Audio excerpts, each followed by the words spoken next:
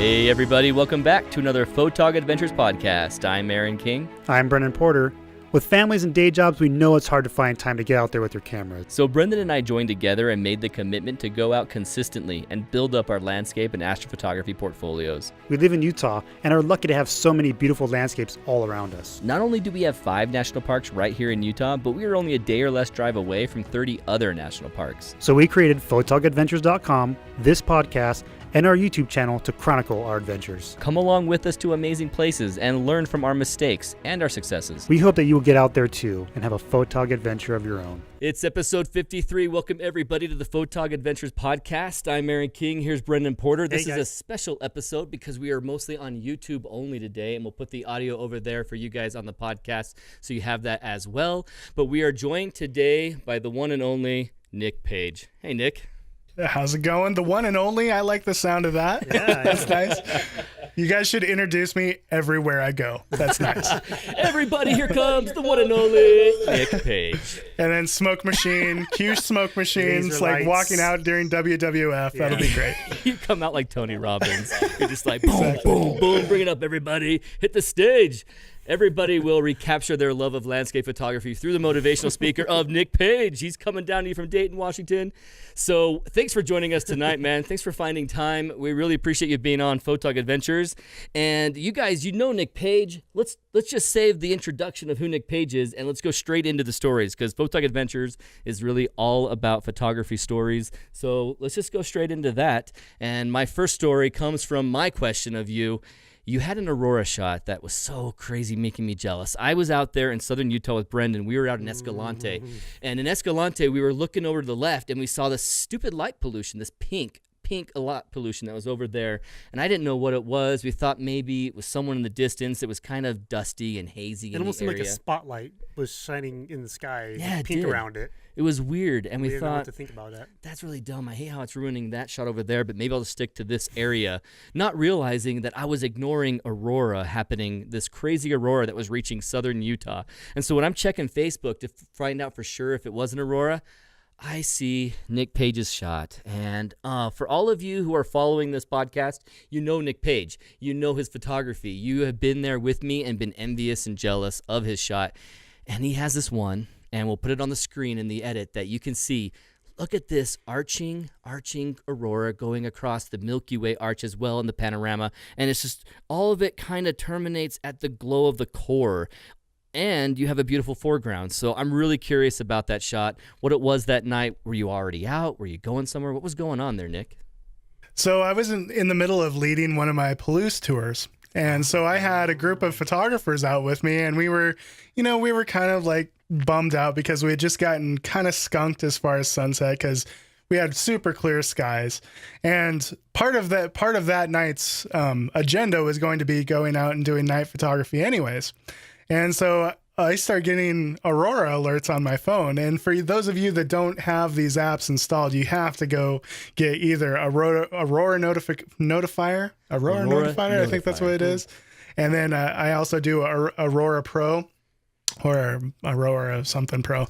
And then then there's also one that you can get where you can actually have them call you. And I do that one as well.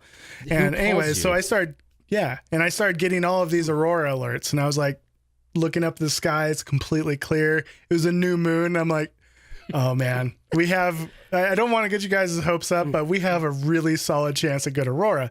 And then we start going to our location where I was planning on just doing straight up Milky Way shots. And then I get an Aurora alert. It was like a 7.7. And since I've been a photographer, it's never been that high. I was like, holy cow, like you guys don't realize just how lucky you are. And so we're out in the middle of nowhere in southeastern Washington state, which is where I live. It's kind of on the edge of the Palouse there. And we go way out in the middle of nowhere. We have zero light pollution. And sure enough, I mean, the glow it started fairly subtle, and then it just grew to where if you were doing a horizontal frame at 16 millimeters, it was going all the way up to the top of the frame, which is way strong for this part of the, as far south as we are, I've never seen Aurora that strong. And So yeah, we were out shooting it, and I was like, the whole time I was like, you guys don't know how lucky you are. Like in the entire time I've been doing photography, I've never seen aurora like this. And so I knew that, you know, we had a nice moonless sky, and I knew that, man, the money shot is going to be getting the Milky Way transitioning to do a Milky Way pano ending into the aurora, and it worked out. It was a nightmare to post process, but it worked out. Yeah. So speak to the area. You said you're going for your Palouse tour already to that cabin or barn or whatever that abandoned building is. Yeah. It was an old abandoned house in the middle of this wheat field, way out in the middle of nowhere. It's like, you know, 10 miles from another house. And it was perfect spot for doing night photography because you got this creepy old house in the middle of a field, no light pollution. And so what I tried to do was, I knew I was going to try to get that Milky Way arch, the Milky Way bow. Yeah. And I wanted to try to place that house as dead center in the frame as I could and have an arch over the top of it. And I think I did okay. You know, I was so close to it. There's a lot of wide angle distortion and stuff. And you're dealing with a really big dynamic range, ironically, because when you're photographing aurora, I don't know if you guys have covered this before, but when you're photographing aurora, you can't really go too long with your shutter speed because the aurora is moving and dancing. And if you do that, you just kind of get a green blob across your frame rather than getting those very defined spikes.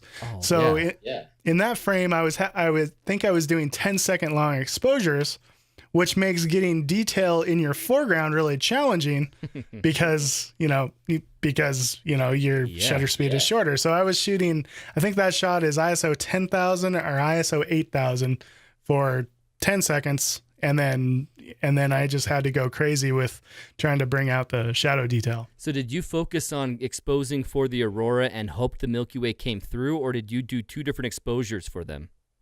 Because I was doing a panorama, I'm not talented enough to do two different shutter speeds. That would just be a nightmare to process. So the way that I did it was I was exposing for the aurora, trying not to blow it out, which you actually can do, which is crazy. The aurora can get bright enough to blow it out. So I was exposing for the aurora, which made the Milky Way part of it fairly dark.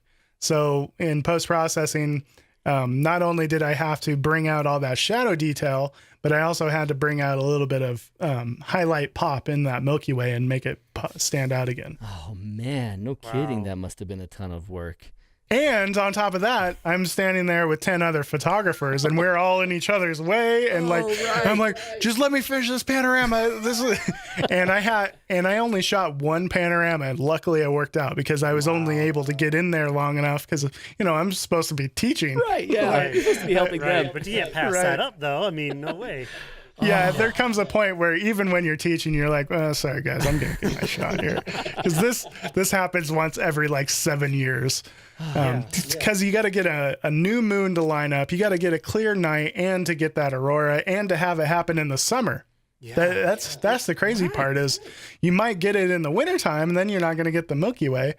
And yeah. Pretty crazy. Vertical Milky Way at that. I mean, you had the friggin' arch of the Milky Way because it was May when this happened, guys. It was the very end of May, and it was just fantastic timing for a nice, full, arching Milky Way, and to have it go into the friggin' I'm just so filled with jealousy because, the shot that I got was like, hey, look, you can see some of the pink of the aurora. Oh, man, there's this green layer, there's a really, really bright layer, and then there's pink, if I'm remembering correctly, because I don't have it up right now. Do you typically see auroras in those colors, or was this also different by color? So if we're in my neck of the woods, by the time that we can actually see really honest aurora, it's going to have that kind of magenta, magenta spikes. It's kind of like green with magenta highlights, up on the tips. Okay. And by the time we can see it down in Washington State, typically we're getting some of that. But a lot of times, like when you're further north in Iceland, you get lots of the green, and then the red only happens during the really strong storms, which this was a 7.7, which is just, if you're in Iceland, you're melting your face off. but it makes for a good show down in Washington State. So the moving aurora up there with your own naked eyes, could you tell it's moving even though all you see is kind of a black and white light? Oh yeah. I mean, so even with our naked eyes, so you say black and white light. A lot of times when we're standing there looking at aurora, it does kind of just look like like light pollution or just kind of this glow around the horizon. But this was strong enough we were easily seeing it with our naked eye, which doesn't always happen in Washington State. So yeah, we could definitely make out the colors, and then you point a camera at it at a high ISO and just like, oh man, it's always better on the back of the camera than it is with your eyes. But we could even see it with our naked eye. Man, okay. I'm thinking of Dayton and its longitude and where it is. Or is it latitude? Latitude, where it is on the Earth. Yeah, we're like 46th. 46 up? Between 45th and 46th, yeah. Okay. Somewhere in there. You're much higher than we are, Oh, yeah. but you're not as high. You're at the bottom of Washington while Seattle's at the very top of Washington, really, right? Yeah. Because you're looking in the Palouse area. So to have that much of a fantastic sky where you're filling a 16 millimeter at the top, what a brilliant evening. When you were capturing it and helping everyone else out, what was the biggest struggle? Because if you're saying, okay, it's 10 seconds, do this, are they having a struggle with the panorama, or do they struggle more with trying to make sure they exposed well for the aurora? Well, for some of the people in the group, this is the first time they'd ever done night photography. Right. And they get a KP 7.7. Like, that's what I was saying. You guys don't understand. This doesn't just happen every night. And they're like, oh, I didn't know you guys always have aurora here. We don't always have aurora here.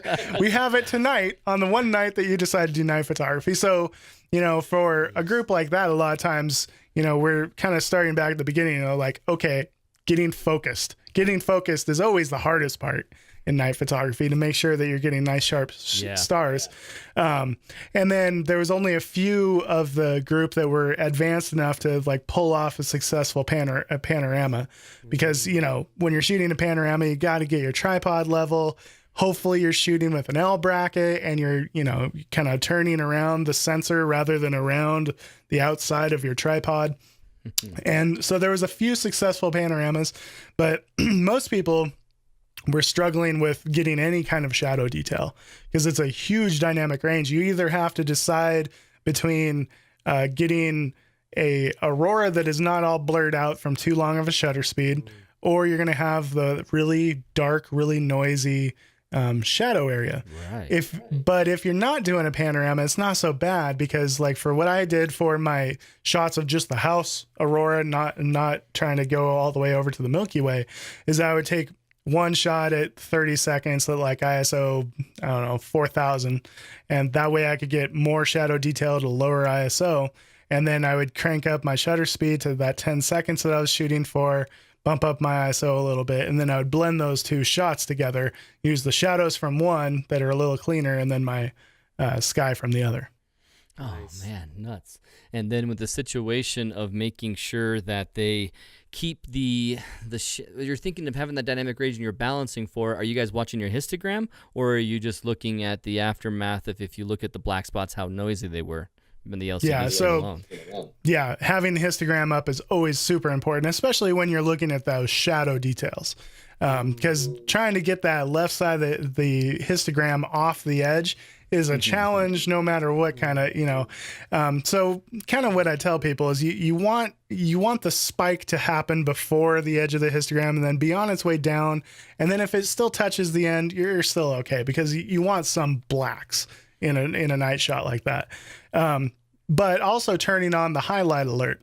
I like in all landscape photography, having your highlight alert on is so tremendously helpful, because rather than like checking your histogram, it just blinks at you if you're blowing stuff out.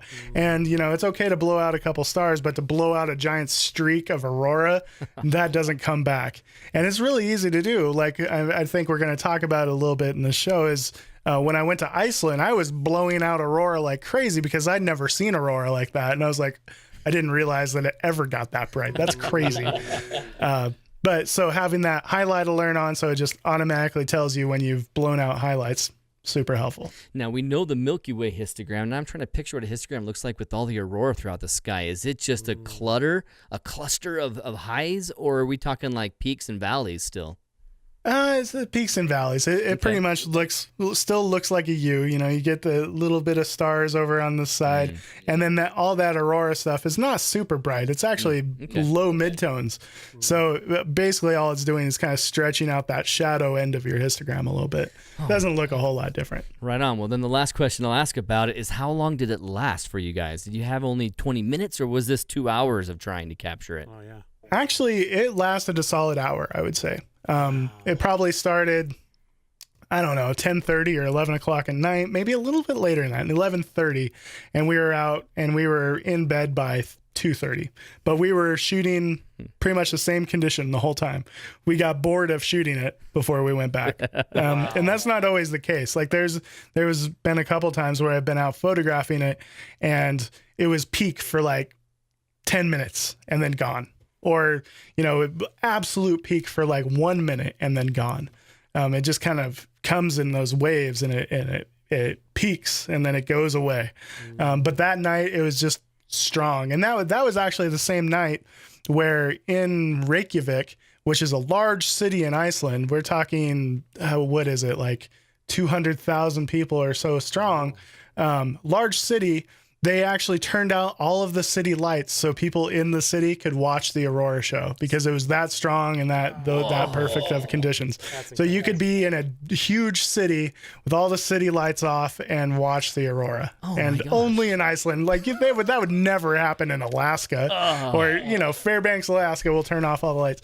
So that's part of what makes Iceland so cool is because they're laid back enough to do something like that. It's so cool. That is freaking awesome. I'm trying to picture, I don't know Reykjavik at all. So is there a cool tower fountain building that is iconic there that people probably lined up to get Aurora shots with because now they don't have the light pollution?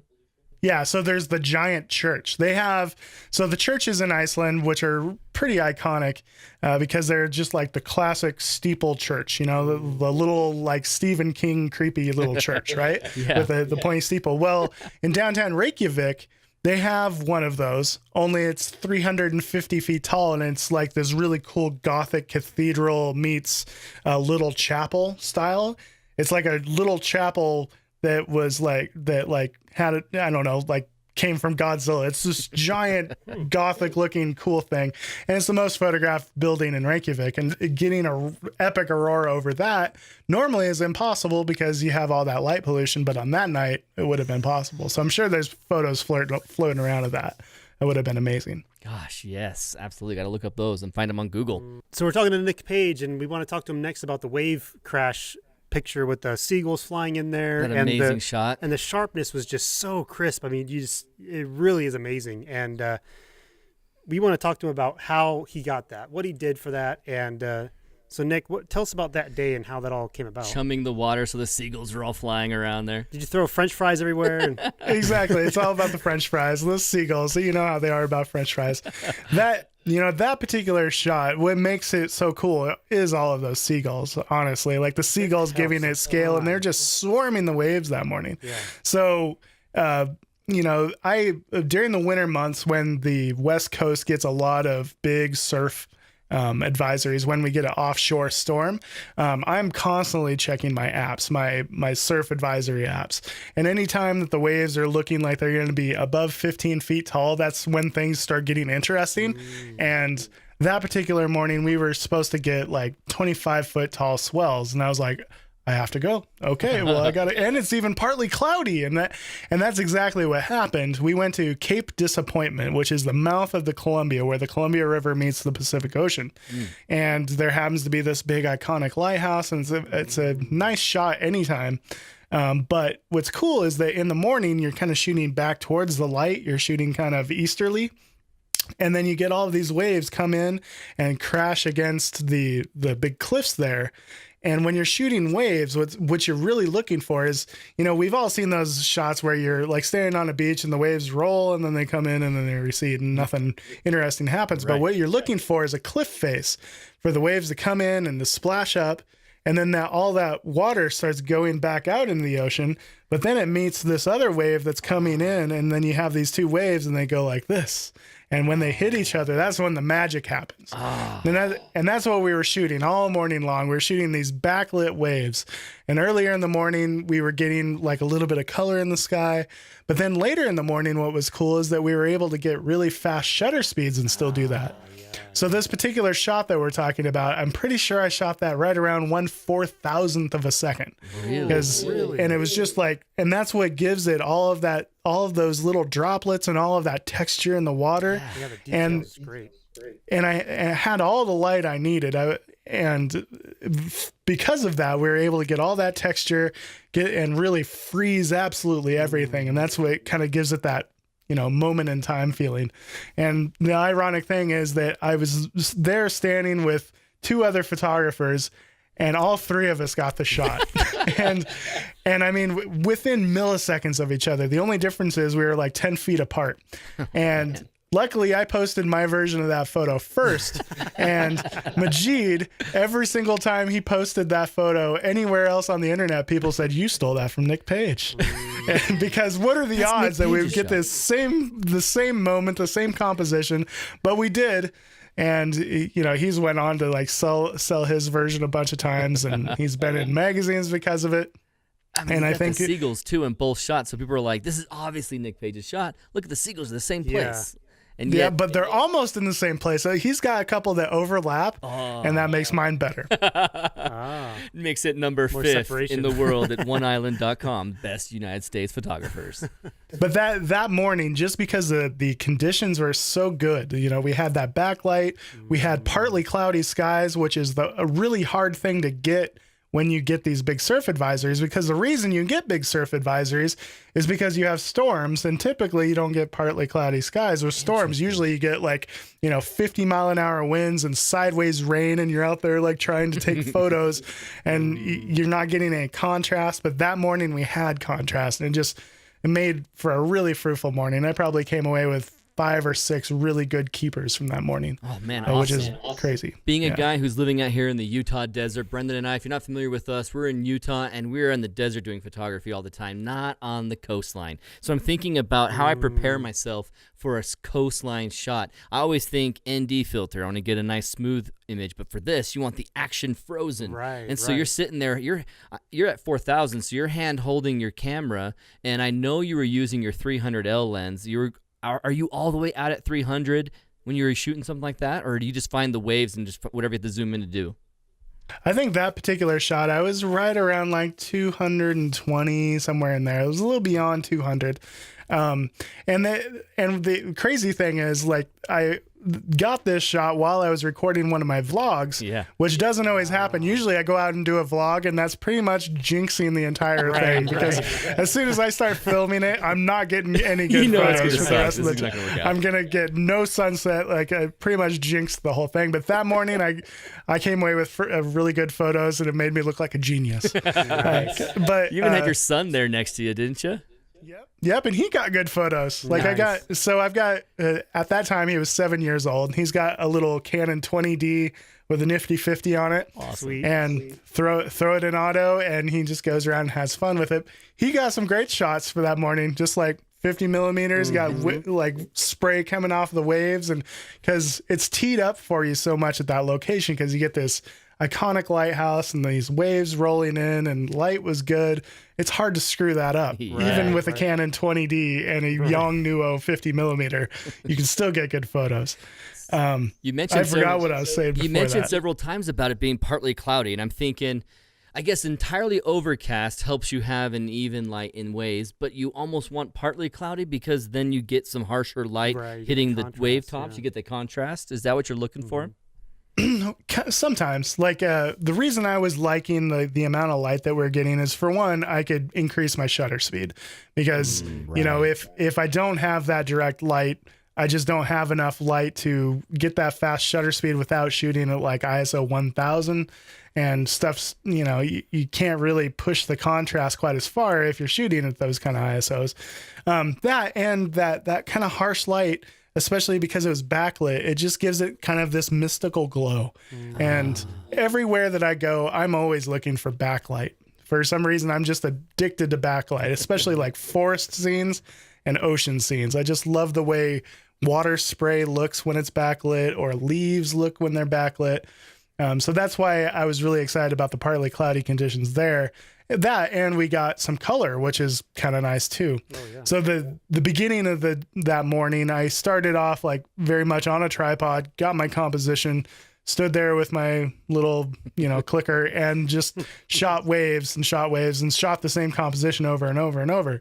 But as the light came up, and as I kind of got those earlier shots, I went handheld, and I was just kind of following the waves as they came in, and just kind of zooming in and trying to fill the frame with the most interesting part, which were the really interesting shapes that the waves are making. And those ended up being my favorite shots. And I bet you're constantly going back and forth and scanning all the different waves that are crashing. Or was there one spot at Cape Disappointment where you're facing everything is crashing all together? And I mean, I guess you had 3 guys there. And so they were all looking at the exact same wave. So it must be that it's consistently crashing big on those right moments there, huh? Yeah, and I was still tracing each one, but one of the things that you learn from doing sports photography is they shoot with both eyes open. So, for example, I would be shooting and I would be following this wave, and then I would see out of the corner of my eye that another wave was coming at, and I would be ready for it, rather than like it surprising me and being, and then taking photos just a little bit too late. I would be able to see when it's about to happen, or I would just kind of peek over, if it was coming to the left side of the frame. So one eye in the viewfinder and one eye wide open looking and scanning the terrain. Absolutely. Right on. And that's one of those things that I learned from some of the like photojournalists and sports photographers that I know, is they shoot with both eyes open. It looks really weird when you're standing next to them and they're like eyes like wide open, but it helps you see your surroundings and see outside of that viewfinder, which is really important when you're shooting, through a long lens. You're seeing such a small window of something that you need to be able to be aware of the surroundings. That way you can anticipate something coming into your frame. Especially like an NFL football player diving into your lap. Yeah, exactly. Exactly. Although that time, that's totally another story. But like, it was just like, I was so excited that the action was coming to me. Like I would have gladly took a helmet to the face. Oh, right. Because I was just like so excited. He got an awesome shot in an NFL game as they were just, the catch was made and he was going through the end zone right at Nick. He was coming right at him. It was a corner shot, last play of the game, coming right at me, and so talk about a tangent. But, an awesome tangent. So when you're shooting NFL, typically you have 2 cameras. You got your big telephoto on a monopod, which was my 120 to 300, and I'm shooting the action. I'm shooting the quarterback throwing the ball from like the 20-yard line, and then I see he throws it right to me, and then about then I'm like. And then slow motion, it's like throw the camera aside and then bring this other camera up, which had a 16 to 35 on, and I always keep that one in like wide focus point area, like not a narrow one, just like full all the focus points. That way I can do exactly what I did for that shot, which was like click, click, click, click, click. You didn't even look. You just went. I didn't have time because like I have a photo of him throwing the ball, and then I have a photo of the guy catching the ball right there, and everything in between was just me doing this. And I shot that from right here. Luckily, I shot wide enough to where I could like fix the horizon line and the stuff. guy made contact with you too? Did he run into you? Yeah, he kind of rolled up against me. Oh, okay. But right on. Not as special as when Calvin Johnson stepped on me. That was like the highlight of my life. After, like, he stepped on me with his cleat right after scoring a touchdown, and I'm taking photos, and then afterwards I was like, Calvin Johnson just stepped on me. That was amazing. It was pretty cool. His broken toe was Calvin Johnson's. Exactly. Will you sign my broken toe? Find my punctured skin. You send him a cast that's this big. This is my cast for my broken toe. Can you sign it? Yeah. I'm sorry it's not bigger. Can you use a fine tooth? So as people are trying to find a location, you mentioned the really cool water location of having it. You hit a cliff face, it crashes, but then that reverse reaction of crashing into it sends water back out, and then it intersects with an oncoming wave, and that out there wave makes the action. What the heck were the seagulls doing in the water? What were they hoping is happening? Because they were just having a blast on the wave. There must have been some kind of small fish school that was swimming, that would just happen to be there then. Because normally the seagulls, like when the waves are going crazy like that, they're like, I'm just going to sit this one out, because they're not really too big into just getting pummeled by waves. But there must have been some fish that got stirred up because of the wave action. And because the sun was out, that makes the birds more active. When it's overcast, they kind of can't see as good into the water. So that must have had something to do with it. It was just complete luck. Oh my gosh. But it totally adds to the spraying shot. fish out, like, here you go. A confluence of so many perfect conditions came into that shot. I mean, obviously, it's why you won an award for it, or won at least the contest for it. And I mean, it's just 2 images in a row where Nick Page talks about having been out there. I mean, Photog Adventures is all about reminding you guys, get out there and do it. You knew some of the conditions that were lining up, and you knew why you would go out there, and you were already out in the Palouse area for the Aurora shot, and then the conditions just kind of came to you. But it's like, man, just be out there, be ready, because landscape photography, it seems like, I don't know, percentage, let's say 70% of it is practically just getting outside. Oh, yeah. Yeah, because, I mean, if you look at the average amateur photographer, they get a lot of like ho-hum conditions. They're out shooting the same spots as like all the pro guys a lot of times, but they're shooting it in kind of like, that's okay conditions. And the people that like, win awards and like do get really famous for their photography or whatever, they're out shooting in like the most amazing conditions. And it seems like every photo that Mark Adamus posts or every photo that, Mark Metternich or a Ted Gore or Enrico Fossati or any of those guys post, it's always in like extraordinary weather conditions. And the reason for that is because they've become a student of the weather, and they go out and they make sure that they're available to go out when the weather is doing something cool.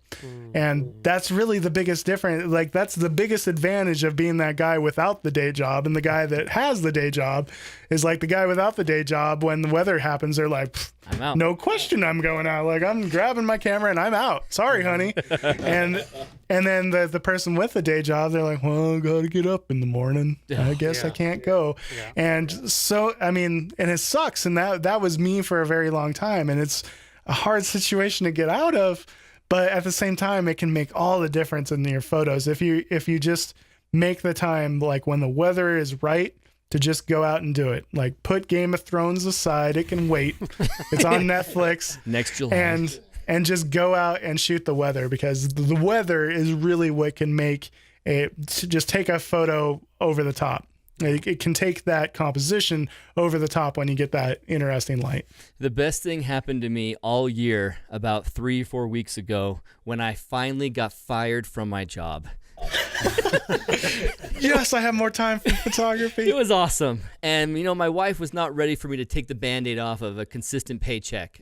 I call it a Band-Aid, but I hated it because I wanted to go out and do this more. And then when that happened to us, it was forcing the situation. And I am loving it. I can't wait. So recommend all of you guys, make sure you do a YouTube channel so much that you're not showing up to work when you said you would because your engine broke down or you have a flat tire and you're 2 days longer than you said you would be, because then you lose your job and you have plenty of time for photography. So get out there, guys. Lose your jobs. Let's go ahead and take a break right now, and we'll come back and ask Nick about his questions. We'll talk about him with Iceland. He had Iceland twice this year, or 3 times, Nick. Was it only 2? Yeah, twice this year. Mm-hmm. Twice, and both of them very recently. So I just flipped off all of Britain. Sorry. and 2 this year. So we'll come back and talk about that. Welcome back, guys, to the Photog Adventures Podcast. We're talking with heroic, amazing, fantastic, inspiring photographer Nick Page. Heroic, yes. Look at this. Honestly, you are, man. I mean, what you've gone through the last few months, we're not even touching on that because everyone knows it, but it's just you have pushed through a lot of nonsense and a lot of crazy distractions in your life, and you've been fantastic and fun to hang out and follow on everything you're doing. So yeah, you are heroic. And the fact that so many of you out there, like me, have learned from Nick Page. And so you are one of our heroes, man. It's awesome to have you on the call right now. And if I don't cry, I think we can go on. Yeah, let's have a moment. I feel like we just bonded right here. Now, like, one of the things that I truly believe in is that in life, it's not about what happens to you. It's about how you react to the things that do happen to you. That's what you're defined by. Right. You're defined by how you react when, something goes bad. And so I've try really hard to like think about that and be like, do I want to be the guy that completely falls apart and like, throws it all away over something bad? Or do I want to be the person that overcomes and, someday they make a movie about me? I want to be that guy. So that's kind of, one of the things I try to live by is like, it's about how you react to the things that happen to you. Photography Life, the Nick Page story. I missed that bit. Man, Saturday Night Live has some good things still, but not as much as they Sometimes used when to. I put my lens in, I don't hear the click. And then I wonder, is the camera sabotaging me? That sounds exactly like a deep thought. All right, we're talking about one of his last places that we wanted to mention on this podcast is Iceland. He's been there twice. He has been there before. And now that you've gone to Iceland in your life, I think 4 or 3 times. Is it 4? I think I'm up to 5 times in my life. 5 times live. And then, right. And within the last 10 months, I've been there 3 times. And then twice in 2017. What year are we in? 2017, twice. Okay. So, yeah. All right. Been there a lot. Coming back from an awesome place that's becoming more and more popular, just crazy popular, Iceland now. What have you taken out of it as being most awe-inspiring and awesome, or any great stories from Iceland that you want to share with us right now? So I know we talked about shooting Aurora in Washington State, but shooting Aurora in Washington State is nothing like shooting Aurora when you're far north, like in Iceland. So I've had the chance to shoot good, solid Aurora 3.5 times. Like I got a little bit of glow above Kirkjufelfoss once. Yeah, I remember that picture. And that's okay, but that was just kind of like a faint glow. That's like a KP 1.5. Like that's a KP nothing.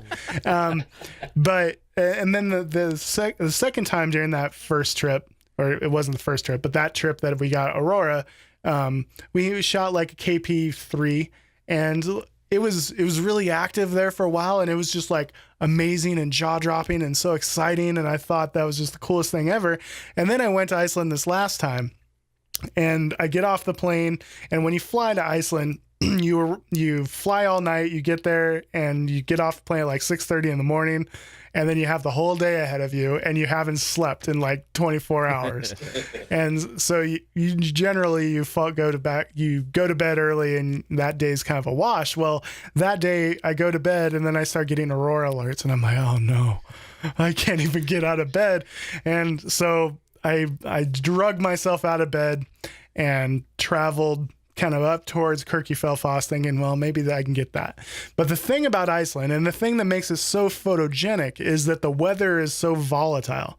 Like you always just have interesting skies and big dramatic clouds, and because of that, clear skies are very, very difficult to get in Iceland. And you can't photograph Aurora through clouds. So one of the things that you always have to do is you have to look at the cloud cover map, the satellite imagery, and see, okay, where are the gaps going to be? And that's your only chance to get any Aurora. So doing lots of that, I was like looking on my phone, find out where the hole in the clouds are, drive to that hole, and then discover, oh, the hole's moved. Okay, we got to drive like 40 miles that way. Oh crap, there's no road there. And then, it's a lot of that. But that first night, I finally found the gap, and I was kind of out, and I've seen lots of Aurora before this, but this was the first time when I would be driving, I would have my headlights on, all of the dash lights kind of blinding me, phone on, and then I'd just see this green streak across through the windshield because it was so bright that it was like almost startling as you drive. You're like seeing the green too. You're seeing the color. Yeah. Oh, absolutely. I mean, it just looks like somebody painted a green streak across, and that's with your headlights on and everything. Oh, wow. And then you pull over and you finally get out of your car and you stop and you look up and it's just like jaw dropping. Like you've never seen anything like it. 360 degrees all around you. You have no idea which way is even better to point your camera at. And it's all just dancing and moving and building and then fading. And it's just the most amazing, like I'm getting goosebumps talking about it because it's the most amazing like weather phenomenon or light condition you've ever seen in your life. Wow. And so I found the gap and luckily it was in, well, not luckily, it was in just randomville, Iceland, where it was just like some guy's field. There's no like interesting features whatsoever. There's no landscape to photograph. And I hate those shots that are just like, black horizon line and then sky with aurora in it. And I didn't want to do any of that. So every single photo that I did, I like found like a little kind of hill, and then I would stand on the hill and I would be the feature. That way I could have my epic aurora selfie for Facebook or whatever. Bucket list check. Yeah. But that's probably the most, of my photographic life, shooting aurora is the most just like gives you chills. It's just the most amazing, beautiful thing, because it's just every single shot's different because it's moving and it's challenging to photograph, but it's just so beautiful that it's almost hard to take a photograph during it because you just want to gawk at it. And you'll set up composition this way in Iceland, and you'll look back behind you and realize it's like 4 times stronger behind you, and then you turn around and shoot that way, and then it's stronger, and it just keeps moving, and it's just crazy. I can't imagine what that would be like. I have no idea. Can't wait. Yeah. When you're sitting there in that situation, have you ever tried a time-lapse? Have you ever done a time-lapse for an aurora? I have. I actually did it from. This sounds terrible. This sounds so lazy, but I did it from the deck on my hotel. Like I went out and like we had aurora, but there was like lots of cloud cover, and there was just kind of this gap. So I pointed a camera at it, started a time lapse, went back to bed, and I was like, I'm too tired. And then you can tell that was later in the trip when I was like, whatever. No kidding. But. So I got a little time lapse of that, but the problem is when the sky is really going off, you're just obsessed with trying to get as many different compositions as possible, and you're never sure which one's the best. And it's such a time commitment to just like dedicate a camera to one composition all night when the conditions are that unique. I would rather come home with, because I do more photo than video, right. I would rather come home with 5 good compositions than one time lapse of one composition.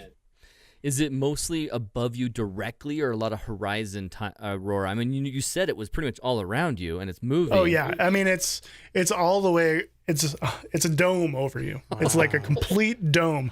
So like I was doing lots of vertical shots with a 14mm lens, and it was still exiting the top of the frame because I was still shooting like more than beyond straight up. Yeah. And it just goes all the way over you. Wow. Like if you had a 360-degree camera, it would just like be a spider web above you dancing. It's crazy. That is bizarre. That's awesome. So what kind of gear you thinking? Just a very open aperture, as much as you can go, fast as you can go, and then a wide, and just hope to capture something with the 10-second exposure? Well, during that, I was actually doing shorter exposures than that because it was moving really fast. So I was doing lots of like 4-second exposures, 5-second exposures. Wow. Shooting with 5D Mark IV. I'm a Canon shooter. And then I was using that 14mm f1.8 from Sigma. Sweet lens. It's That's really a a perfect good lens to have with that. Oh yeah. Yep. Yeah. I was pretty happy. I was content to have that. Yeah, and it performed really well. It's got a little coma distortions up in the corners, but any fast prime is going to have that. But I was completely content because I was able to completely blow out my aurora with like ISO 8000 at 5 seconds, which normally that's like not even enough for a solid. It kind of depends on how you're doing it, but a lot of times when I'm doing night photography, I expose until I get shadow detail, and then I darken that sky back down. Because you can always darken a sky, but you start getting into weirdness when you start brightening stuff in those high ISOs. So I try to get the whole shot bright enough to where I get shadow detail, and going into it with that kind of preconceived practice, this aurora was so much brighter than anything I've ever photographed. I was just blowing out my sky like crazy. Is just insane. Everything you've done before was just thrown out the window, huh? Yeah, absolutely. I was learning all over again because I'd never shot anything quite like that. And I got 2 nights of that, where the second night we probably only had like 10 minutes of shooting time. The first night I probably, I was struggling to find a good spot to shoot. I was just like I said, randomville, where I was like, road? No, that sucks. And the fence? No, that sucks. And I'll shoot my rental car. I was just struggling to find anything. And then I finally found something, and it kind of got really strong for 15 minutes, and then the clouds rolled in and it obscured it all. And that's kind of how it goes in Iceland. Wow. You shoot while you got clear sky. You mentioned it right before we came into this break. We were talking off camera about how this podcast has been a theme of getting out there and knowing your conditions and following your conditions. Can you repeat what you were saying to us earlier? Yeah, absolutely. I mean, in Iceland, especially because the weather is so volatile, you really have to just be a student of the weather and of the conditions. So not only did I have my Aurora apps that were telling me, hey, there's going to be KP4 tonight, or I think that's all it was KP4. Here, it wouldn't even be photogenic. There, it's like, oh my God, and that's the difference that being right under that Aurora makes. Right. And not only that, but it tells you which direction you're going to look, because sometimes the crazy thing is you have to look south to see the northern lights when you're in Iceland, because that band will actually be a little south of you, or it'll be right above you, or it'll be a little to the north. And just looking at that map will tell you which way you need to look in the first place. Awesome. And then you have to look at the satellite imagery to know where the gaps in the clouds are going to be. And all of this comes down to just like being, astute and being paying attention to the information that is out there to help you. And the average person, that's just a tourist isn't going to do those things. A lot of times you can pay to be on one of these Northern Lights tours, and they just take you to the same icon. And if it happens there, it happens. If it doesn't, it doesn't. But the people that get the shots are the ones that are like constantly like on their phone and checking their app and like, okay, well, if I go a little bit this way, it looks like it's going to line up. And those are the people that get the shot, the ones that are like really paying attention and trying hard. Well, that is fantastic. It's the adventure, and you have to be willing to follow and flow with the adventure, be willing to do what it takes, and don't get lazy, don't get tired. I mean, Nick had just arrived in Iceland, and he had a whole week ahead of him. He should have rested before he had that workshop, but he didn't. In fact, I'm pretty sure it was illegal for me even to be out there because I was so sleep deprived. I was probably operating on 3 hours sleep, and I was like, falling asleep as I drove. But once I got out and I was shooting it, and the cool thing is, it was probably the nicest weather I had in Iceland as well. Oh. It was autumn in Iceland, and a lot of times we were shooting in like 35-degree weather with like 40-mile-an-hour winds, which is chilly. But that day, there was like not a breath of wind. I was out in a t-shirt, and it was like the most amazing. In a t-shirt, photographing Aurora 360 degrees around me. It was like, it doesn't get any better than this. Wow. And that woke me up. And I had no problem driving back to the hotel. I had a little problem getting to sleep, but had I not put in the effort to do it, I wouldn't have any shots from it. So, yeah. Sure. That's awesome. That's inspiring. Well, we always end every podcast with a gear time and tip of the week. So let's go ahead and start gear time with Brendan. Yeah, so we want to talk to you about some problems you've had with a certain tripod head and your solution to that. So we want to talk to you about that. What is your story on that? So I've been a huge fan of the Acrotech GP ball head. In fact, I've got it hanging around somewhere here, and it's like right there. Anyways. Yeah, it's right over there. You see that in the back? Silhouette of it. I can recognize it. Do you want to pull up mine? I think it's in my. No, wait, I don't know. Do you see my tripod? So right here is the Acrotech GP ball head. And what I've always loved was this locking mechanism for the lever clamp. Yeah. It's got that nice reassuring lock. But the problem is that sometimes it doesn't properly lock. Let's see how talented I am here. Oh, the largest lens ever to do that.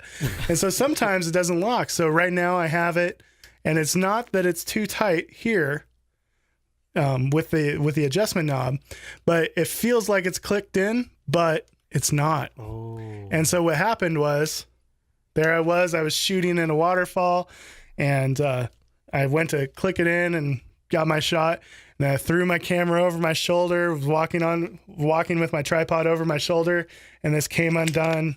5D Mark IV goes swimming with a 16-35 version 3. Oh, the version 3 too. Yep. And scratched the front element of the 16-35, completely killed the 5D Mark IV.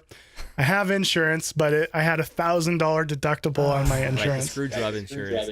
Yeah. So it was still a very expensive learning mistake. And what happened is that in this Acrotech ball head, the lever clamp, it gets a little bit scarred up in here. It gets just a little bit scuffed. So it doesn't operate quite as smoothly, and then it doesn't click in. And after mentioning this on my podcast, the Landscape Photography Podcast, if anybody's Which, interested. if you guys aren't listening to it, I'd be very shocked because you know Nick Page. But if you aren't, you got to subscribe to it right now. Pause the video and go and freaking subscribe. Yeah, just stop what you're doing right now. But anyways, after mentioning that on my show, I had about 15 other people reach out to me saying that they had the exact same thing happen with theirs. And in fact, some people said that they've even had issues with the knob style Really, the knob locking too. clamp. Yeah, they saying that it actually backs out in some way. No, I was feeling so good about mine with my knob style. Right. So anyways, that was a big problem, and one of those kind of experiences is enough to be like, well, the hell with that thing. I'm done. Yeah. And so after that, I switched to Really Right Stuff. I have BH55. It's a big, heavy beast. I don't love the weight, but I think a BH40 is like it's going to be in my future. That way I can have kind of the heavy working out of the car setup, and then the little bit lighter, I have to walk a mile or two to get to my location setup. Because that lever lock mechanism, there's just nothing to go wrong. There's no adjustment that can be wrong. There's no anything that can get scuffed. There's not a clicking mechanism, which is the very thing that scared me about that. I was afraid that I might accidentally bump it and loosen it, but that's not really a realistic fear, because if you do unlatch it, it only unlatches halfway and it still can't fall out. And it's in a position where you can't really accidentally do it. It's underneath the camera. So I've switched to Really Right Stuff. The GP ball head, it's got a lot of really smart features. I love how light it is. But I've never loved that it took so much tension to really clamp it down. If you have a heavy setup, it takes more force than you would expect it to take to really fully lock it down. And then when you use a Really Right Stuff one, you barely turn it at all, and it's just rock solid. It's just way more stable. It's way more easy to lock down. So yeah. Awesome. Yeah, Thanks for sharing that with us. Yeah, I'm nervous. And it's I've got the Acrotech. right. And see, and that's the thing is, that's the worst part of being somebody that recommends gear, is that eventually, everything's awesome when you first get it. You know, when you first buy a tripod, like a Physol 3472, when you first buy a Physol 3472, it works great. It's smooth. You talk about how much you love it. And then because you have people that subscribe to you on YouTube, like I do, people go out and buy it along with you. And then you start having problems with it 6 months later. And then you suddenly feel really guilty because, you know, maybe 50 to 100 people went out and bought that tripod because you told them to, Nick Page. And now they all have the same problems that you've got. And it's my fault because I recommended it before I should have. So if I was smart, I would own something for like 6 months before I did a review on it. Yeah. That way I can be like, this thing has lasted 6 months. It must be good. Rather than the Physol tripod that hasn't lasted so well. Physol has sent me a replacement for that. And then the Acrotech, man, I loved that thing. I ranted about it. People went out and bought it. And now I'm like, sorry guys, it dropped my camera in the thing. And all these people are holding it like, but I bought this because you told me to.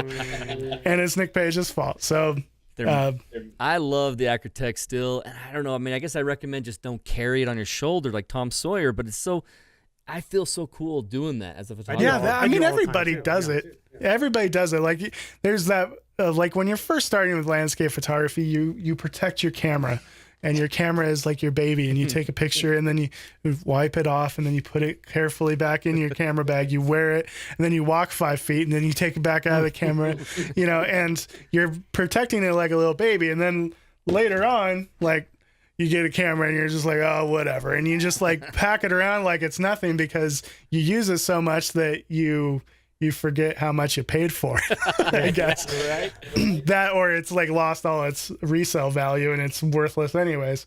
5D Mark III.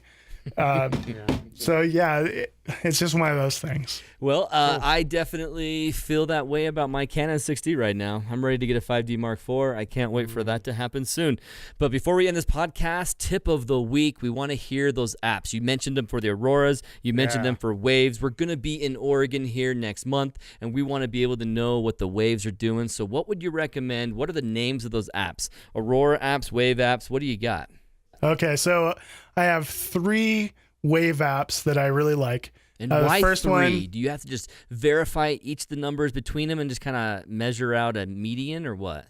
right? So each one is measured by buoys, and not every buoy is going to be close to the exact location you're looking for. Also, some apps are a little bit more optimistic about wave size, and some are a little bit more like, Eeyore about it. So like for example, Magic Seaweed is one of them that I use. It doesn't have every single location that I like to go to shoot. So it's not totally complete in that way. And it tends to be a little bit Eeyore about the wave height. Like it'll say 15 feet and it'll actually be more like 20. So to compensate for that, I have Surfline, which is a little bit more like easily excited and optimistic about wave size. It'll say waves are going to be 500 feet tall, and they're not 500 feet tall. So Magic Seaweed, Surfline, and then the other one that I have is Windy. And Windy is a really cool app because it's kind of like this combination between surf height and weather app. So you can actually dial in exactly where you're wanting. You just move your cursor on a map to the location, and then you can switch between wind speed, weather radar, clouds, temperature, surf height, rain, and thunderstorms. Okay, so there's 2 Windies. Is it the red one or the blue one? The red one. The red one. Okay. Good eye. The red one. And I've learned to love this app. It's just so nice because it's got so many different layers of information all in one app. I wish it had tide heights, but it doesn't. And that's another reason that I need to keep one of those other ones around, is because tide height's really important. So you know when the tide times are happening and stuff. Awesome. So for these surf apps, you're basically telling us you don't need to have one of these 3. I recommend try them. You should probably work with all 3 to know for certain. Yeah, because they're all going to tell you something slightly different, and it doesn't hurt. They're free. So you might as well just kind of hedge your bets, compare the information against each other, and sometimes you just don't have that exact location in that particular app, but you might in the other one. Awesome. Cool. So yeah, I keep several. For Aurora, I've kind of boiled it down to just one. I'm using Aurora Pro, and it's just like Aurora Notifier Pro. And what I like about it is it'll give me the forecast. Yeah, it gives me the forecast. I guess You that's mentioned pretty that much you what I even like get about it. called too. Is that from Aurora Notifier? Yeah, and that's a different thing. It's like auroranotification.com or something like that. I don't remember the exact thing. We'll try to find it before we get off our call here. But it's something that a friend of mine actually got set up, and it'll actually physically call you, and it'll be like an Ohio number and saying KP index is scheduled to be 6.5 tonight. And blah, blah, blah. And it just gives you that extra layer of notification, and it's kind of nice. Yeah. Because we tend to notice phone calls a lot more than we notice notifications on our phone. True. And for that reason, it's kind of nice. Do they have the same number every time so you know it's them, or is it always an unknown caller? Yeah, so you can save them, and then normally when I get them is in the morning. I look at my phone, I'm like, oh crap, I missed it. Too late. Yeah. Well, awesome. This is fantastic. It was a great time hanging out with you, Nick. I really appreciate you taking the time to join us tonight on the Photog Adventures podcast. For a reminder for those of you listening, we have our listener adventure out in Oregon. We're going to go all along the coastline as a bunch of newbies to the area. Brendan and I have been out to Bandon, but that's the only place that we've been so far. So we're going to meet down in Brookings and work our way up until we get back to Portland and fly out. So if you guys are in the area, or if you're going to be in the area because you love the idea of going out here and joining us, it's a completely free adventure. Just join us and be with a bunch of noobs and enjoy having fun. We're going to be there from the 14th through the 18th of November, hanging out in that area and just kind of watching the weather, going to the places that work out, and just having a blast. Yeah. So listener adventure, if you want more information on that, go to photogadventures.com/listener adventure. The page is going live soon, so as soon soon as this podcast is over, I'll be able to put that up there, as well as the stuff that Nick has recommended. We're going to put that in our show notes. You can always find that on photogadventures.com/EP 53. This is episode 53, so you can find all of our notes there, whether just by searching on the homepage or going /EP 53. So thanks again, Nick. Where can people find you, your podcast, your life, and follow you and love you and be a part of the fan club that is the Nick Page Fan Club? Awesome. So you can find the podcast on any podcatcher. It's just Landscape Photography Podcast. No idea where I came up with the I don't name. know how you did it. I don't know how you got it. That's what I I'm was wondering. so Seriously, excited wow. that was available. I was like, Oh, man. how is this not a thing already? It's- Book. Especially as a .com. I mean, we were sitting here, Yeah. Photog Adventures yeah. Podcast. If you search landscape photography, we were competing with Jordan Yance over there at Picture Monk and Lens and Landscape. And it's like, yeah, we're number 2. And then Nick comes around. We're bumped to number 3, but we're still found. We're still found right next to Nick Page. So yeah, anyways, you can find me there. That's my podcast. You can find me on YouTube. Just do a search for Nick Page Photography. Instagram, Nick Page Photography. Facebook, Nick Page Photography.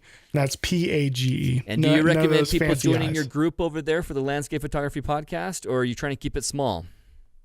Yeah, we have a Facebook group. You can find us there.